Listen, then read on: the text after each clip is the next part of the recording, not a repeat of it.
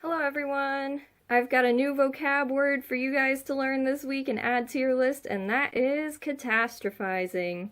Now, it doesn't sound very fun, and really it is a fascinating thing, even though it may not be as fun as you think, but just hear me out.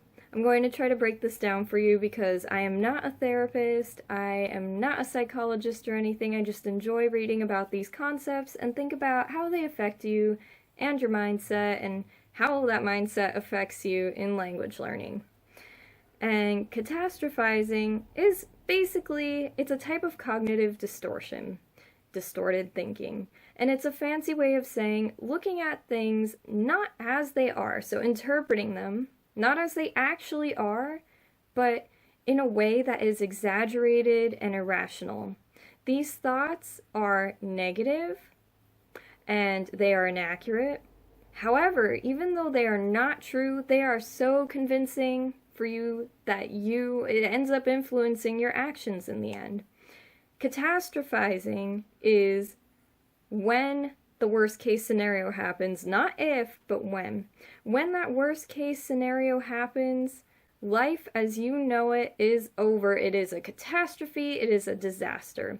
This is also known as magnifying because it's taking a small situation, such as making a mistake, and really exaggerating the importance of it, how important it actually is, how big of a deal that situation actually is. In language learning, this can look like drawing the conclusion that you are a terrible language learner if you make a mistake or if you fail one exam, just one.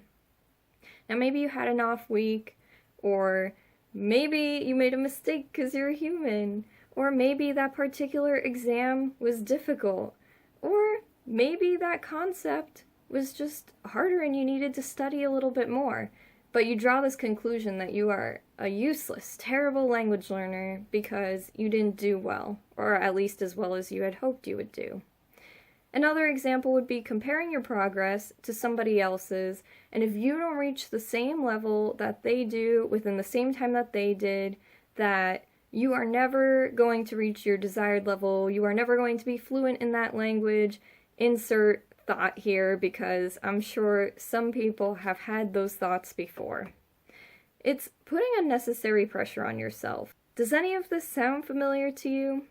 If it does hit home or close to home for you, then there's good news. You don't have to stay there. There are things that you can do in order to prevent or change this kind of mindset or thought pattern. Here are some tips that you could apply in your own language journey. For one, the first step is to identify those thoughts that you have. And if you're thinking, okay, well, how do I do that? How do I become aware of my thoughts? Pay attention to when you're thinking what ifs, specifically negative what ifs. What if that person doesn't understand me? What if our language exchange is awkward? What if I make a mistake? What if I fail? Etc. Or negatives, I'm going to's, or negative I wills.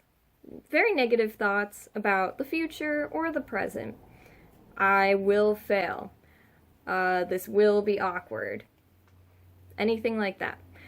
Identify those thoughts, and once you do, try to find out where they're coming from. Now, don't overanalyze because then that actually works against you, but take some time and think, where could this thought be coming from? Why am I having it in the first place? Thoughts can stem from anxiety, perfectionism, insecurity, and more. Those are just a few examples. Now, in order to combat these thoughts or change that thought pattern, there are a few tips that I have for you that you can start implementing in your own language journey. First, I would recommend building confidence. It's not something that people are born with. Some people may be more naturally confident than other people. It just may come a little bit easier to them. However, it is something that you develop and work on, just like learning a language. It requires effort on your part. And I did make a video on confidence in languages and kind of a little bit of how to build that confidence, what it means to be confident when speaking a language or learning a language, so I will link that as well as the other resources that I mention in this video, within the video and in the description box as well. Next is to ditch the perfectionism. That is one of the assassins of language learning, I am telling you, because when you put this unnecessary pressure on yourself, it is just stealing your joy, and it's not even realistic because you're a human, you're going to make mistakes, whether it's in your native language or your target language. It's just putting stress, pressure on you, takes away your joy and the fun that you're having while studying languages. And even though you may think it will save you embarrassment by not making the mistake, you are eventually, even though this doesn't sound very fun, going to make a mistake at some point in your target language. It happens, you learn from it. It's not any less embarrassing if you're trying to be perfect. So ditch that perfectionism. Another thing you hear often is about self-care. Getting enough sleep, eating the right things, making sure that you exercise, giving yourself a break, kind of knowing yourself and then what to do when you know what you need. And in the case of languages, even though it may be a hobby or it may be part of your job, it's something that you enjoy, and it should still be treated the same way that you would treat anything else in your life. That means making sure that you get enough rest, because even though languages can be fun, it's still using up mental energy of yours to be learning and to be thinking and using these languages. So make sure that you're getting enough rest, you're not overstudying, and that you're knowing when it's time to stop studying so that you don't overstudy. Finally, this last tip is something that I've heard on other psychology kind of interviews or in podcasts, different things that I have listened to and read over time. And it's asking yourself, so what? If that worst case scenario does happen, you fail the test, so what?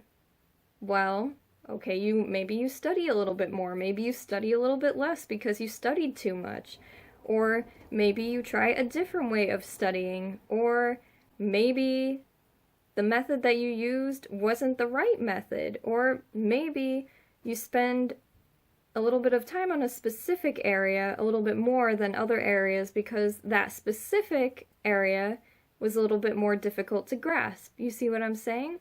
Or if you think that that one test is going to lead to failing the entire class, well then what? What happens once you fail the class? And that's an if, because that's not even a certainty. Are other people in your class struggling? It could be that it's just a very difficult class, because that happens. Or maybe you realize that classroom learning isn't for you, and maybe you want to give self-studying a shot. Really, the point is to just go down, keep asking yourself these questions, and keep digging further to see what you can find, and realize that no matter what the outcome is, even if the worst case scenario happens, life as you know it isn't over. If you're interested in reading more about catastrophizing, what that is, and ways to prevent or combat it, I'm going to leave the same resources that I've been reading in the description box if you would like to do that reading too. That's all I've got for this week. Let me know what you think in the comments below. Is this something that you struggle with? Do you tend to be a half-empty glass kind of language learner, or are your thoughts more positive? Are you a half-full kind of language learner? Where would you say you are? Or would you feel like you're a little bit more balanced in your thoughts?